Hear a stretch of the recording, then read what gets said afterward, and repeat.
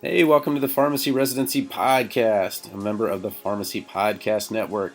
Wanted to give you a heads up that on Friday, September 27th, all day, you can get my new book, The Strong Residency Letter of Intent, Writing to be Interviewed, with a cover letter that earns the invite. On Friday, all day, whether you have Amazon Kindle or not, you can read the book.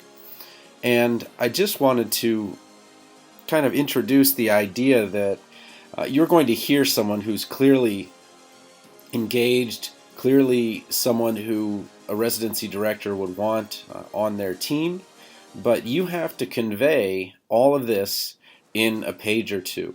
And that's why the letter of intent is so important.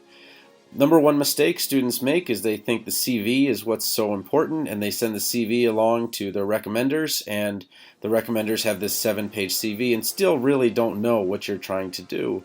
But if you give them the letter of intent, that makes it a lot easier for the recommender to make a more clear connection between what you want to do in the future and what you did at their site. So without further ado, here's the next episode. All right, welcome to the Pharmacy Residency Podcast. Today I have Mary Walton, PharmD, who's a PGY1 pharmacy resident at the University of Tennessee Medical Center. She's also a new practitioner member, ASHP Commission on Affiliate Relations. So welcome to the Pharmacy Residency Podcast. Thank you. Happy to be here. Well, the ULM Warhawks are actually coming into Ames, Iowa to play Iowa State, so it's kind of an appropriate day. But tell me a little bit about how your college prepared you for what was a very busy residency season. Yeah. So I went to University of Louisiana at Monroe, and we had actually a clinical elective where it was kind of residency focused, and one of our clinical teachers was awesome, and she, went over CV, letter of intent, all that good stuff, had a bunch of speakers come talk to us about mid-year. So I think, just having all that clinical faculty really helped prep us. And then one of the best things our school did was one of our teachers had us set up a mock interview day. So all of our other teachers kind of set up, either we had like Skype interviews or in person, and it was just 10, 15-minute interviews. And, kind of got us more comfortable, got us thinking about what we would say in a real interview.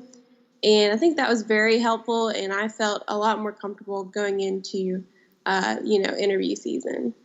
Well, you ended up at UT Knoxville, and I'm not going to ask you which was your favorite. I'll just say that you landed at your favorite. We'll just consider that your favorite. But you went through 8 interviews. Can you first tell me about the actual application process and how the interview this came in? Like, did they come in like one email after another? Was it all just like, oh my gosh, I've got all these on one day? How did that come in? Like, what was the actual logistics of the interview invitations? Yes. So I think, you have certain deadlines for each program, but usually they're around end of December, early January. And then I remember I had one come in that was maybe a month or so out of the deadline. So I got that one kind of early, and it was just, an email that said, congratulations, we're excited to interview you. And they had actually like a doodle poll to sign up for which day you wanted to interview. So that was kind of unexpected to get it that early on. And then after that, every maybe one day I would get 2 or 3 in the same day. So that was exciting. And then, of course, you get a rejection, a couple in there every once in a while. But I think they kind of just trickled in throughout the month of like January and February every once in a while. So you have this doodle poll, and you can kind of coordinate which ones. Were any of these phone interviews that were screening interviews before you actually did the in-person interview? I didn't have any phone interviews. All of mine were in person once I got the email. Okay, okay. So let's kind of go through them. What's the best way to actually go through those interviews? You probably remember them. Do you want to put them in the same order that I went, that you sent me them in an email? Or do you want to go from west to east in the country? Do you want to go through SEC to, whatever? It's just, you are in so many, you're in 7 states, 8 different sites. Where did you start? That's a great question. I think it's kind of dependent on what dates they gave me, and I did attempt to, kind of schedule the states I had together if I could. But it ended up being pretty spread out, which I had my off block for rotation. Okay. So I think I just started with, the available dates. And let's see, I remember my first one was the first email I'd gotten. Was it So, Greenville? yeah, Greenville. And so I started in South Carolina. And so that was we kind of decided I would fly to that one since it was It's far. yeah, exactly. So I did Greenville, and then let's see. After that, I interviewed in Huntsville, Alabama, which we had a family friend there. So my parents actually rode with me to go there. So that was fun to make it a road trip. I think after that, I want to say I went to Little Rock, Arkansas, which is, just a state away, so that was drivable. And then I also went from there to Jackson, Mississippi, so, kind of hopped around Louisiana for a bit. Okay. And then I also interviewed in Kansas City, so that was also a plane ride. But I do have a friend that lived there, so I had someplace to stay. And I remember my interview was right after the whole polar vortex was going on. Okay. It was a stark change. But yeah, it was all kind of spread out. And I think after Kansas City, I went to our LSU Shreveport, which is associated with our pharmacy school. So that was kind of like going home, and that was my last interview. All right. So tell me a little bit about how you developed as you went through these interviews. It just from seeing how many you have in different places, it seemed you were very clear about what you wanted in a hospital, and you were willing to fly there or go pretty far to get there. Tell me a little bit about your process for narrowing down some 4,000 residency positions into this few sites. Yeah, it's definitely overwhelming with how many options you have. But what I did was I actually started with PGY2 programs that I was interested. So I'm interested in critical care. Oh, okay.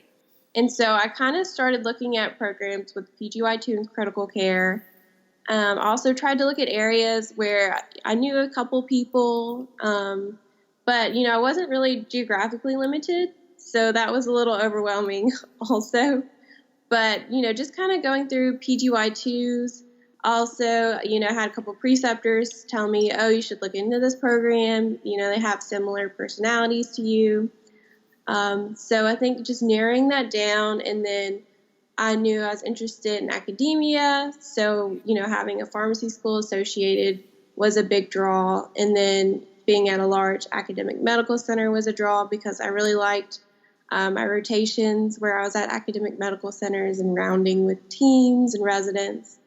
So kind of just the composite of all that is what drew me to each program. And I think it worked out well because I really liked all the programs that I interviewed at. Okay. Well, tell me a little bit about how ASHP was part of it, because I guess in my head, you're done with ASHP after the match, and then you go to mid-year in Las Vegas this year, I think.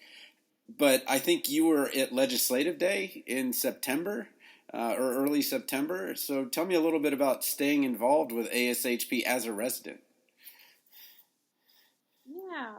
I was very fortunate to be involved with ASHP as a student. I started in our student society. I was president of our student society, and then through that, I applied for their pharmacy student forum. I was on one of the advisory groups, so kind of got to know a few people through there. And then this past year, I was appointed to the Commission on Affiliate Relations. And so we meet during Policy Week at ASHP, and we go up to Bethesda where their headquarters are. And so one of the days we get to attend Legislative Day, and I got to meet with some senators' offices from Louisiana, and that was a really neat experience. But I think getting involved as a student led me to that position with ASHP. And it's been really neat to, just meet all the pharmacists on all the other councils. And you kind of just get to see a whole wide array of pharmacy practice in health systems. And so I think that's been a really awesome leadership opportunity for me. A lot of students are trying to, kind of get their CV with these leadership positions. And I think sometimes they lose focus on what they're really passionate about.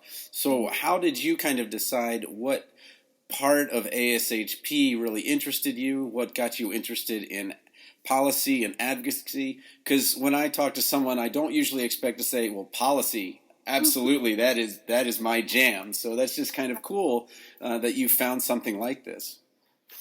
Yeah, definitely. It was not where I thought I would be, honestly, because I think just being in my school society, we were just trying to become more involved in policy. And then through that, I kind of realized that I just wasn't as aware as I wanted to be. And I think through starting new initiatives, I got more involved and looked at more issues, especially, at the time, like all the drug shortages. And I was working in retail at the time and seeing all my patients, really struggling with shortages and drug prices. So that kind of, fired me up. And so when I joined the Policy and Legislative Advocacy Advisory Group for ASHP as a student, it was really awesome to see how much other students were doing at other schools. And I think that's really kept my attention and made me want to stay involved. You're coming from one of the smaller schools, and I think that a lot of students at a smaller school might think, well, I'm at a small school, so I'm not going to be able to go for these big schools or big residencies. But you went to Arkansas, Mississippi, Kansas, LSU, and UT Knoxville. These are 5 of the biggest colleges in the country, and then excellent residency programs, excellent academic medical centers.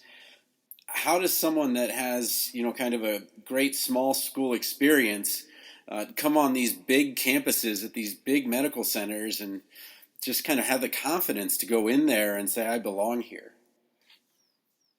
Yeah, it's definitely intimidating coming in and knowing that when you introduce yourself in your school that the people interviewing might not know where that is.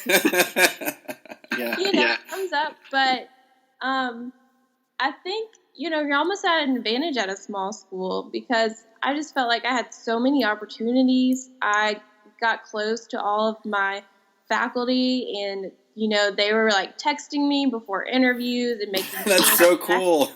everything I needed, so it's almost an advantage, but it's still scary going in when you see all the other interviewees knowing that they're from big SEC schools and that they people coming from the school that they're interviewing at and they know everybody. It's always kind of scary going in. Yeah, that might have actually been an advantage, I guess. There's no hard feelings towards any losses that UT might have had or that Mississippi might have had. You just are kind of neutral at ULM. Yeah, and I am an LSU fan, so I wouldn't always mention that in case Yeah. But yeah, I think just having those mock interviews that we did at school is really what helped my confidence going in. And, you know, our faculty was just so encouraging. And they said, you know, you may be coming from a smaller school, but you have a lot to offer these programs. So just keep that in mind. There's something that drives a lot of applicants crazy, and that's the match. That once they kind of get past the CV, they keep saying that it's about fit.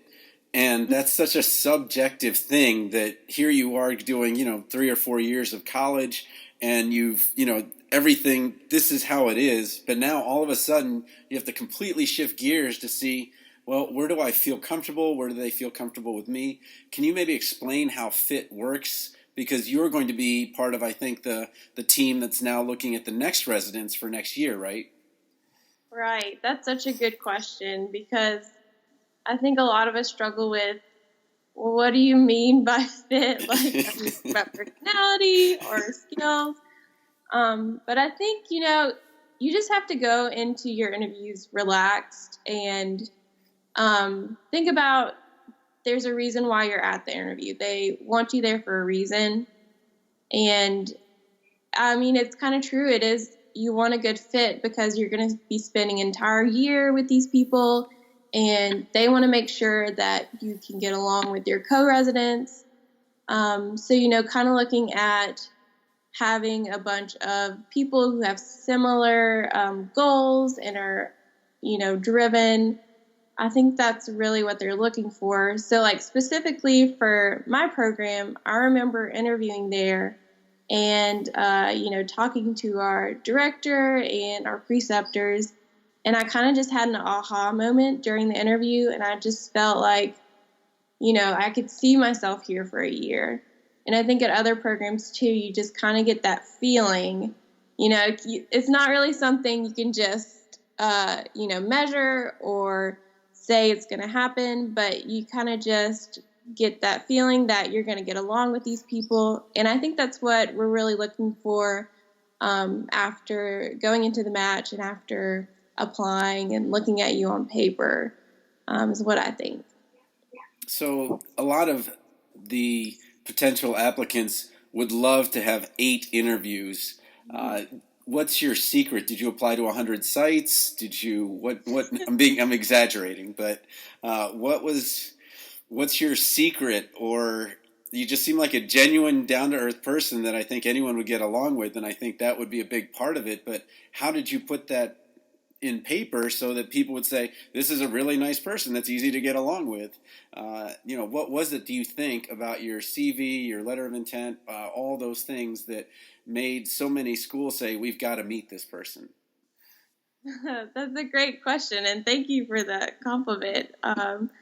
That's honestly, I'm really not sure. I did apply a bunch of places, and I wasn't limited geographically, so I really just wanted to explore all the programs that I could, and I felt really fortunate to get all the interviews I did.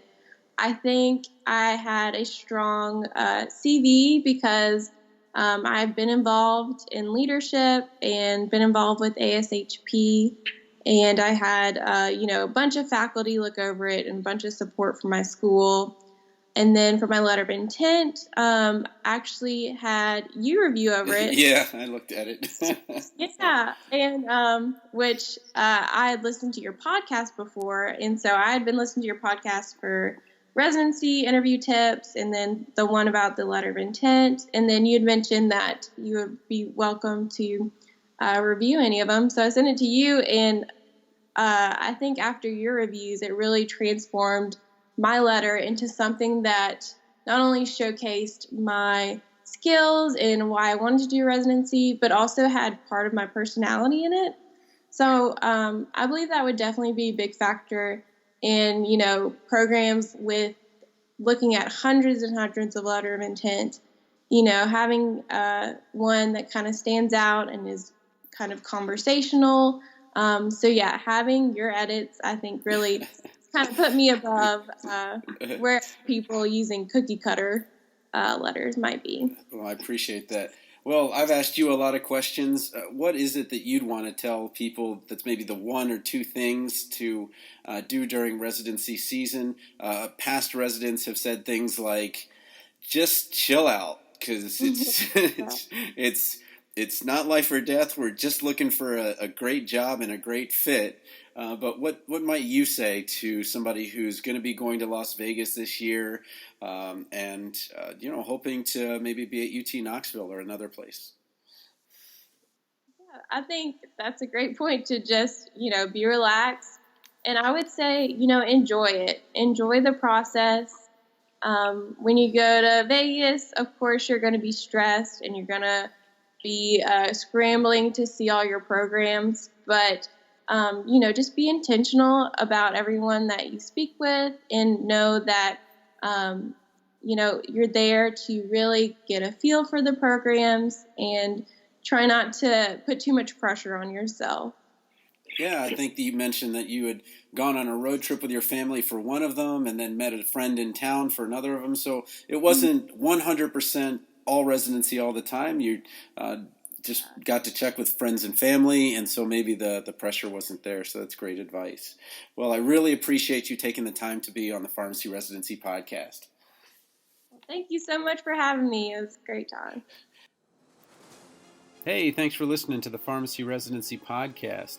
And if you're interested in learning more about the interview process, go over to Amazon.com where you can check out 100 strong residency interview questions, answers, and rationales in print book, ebook, and audiobook.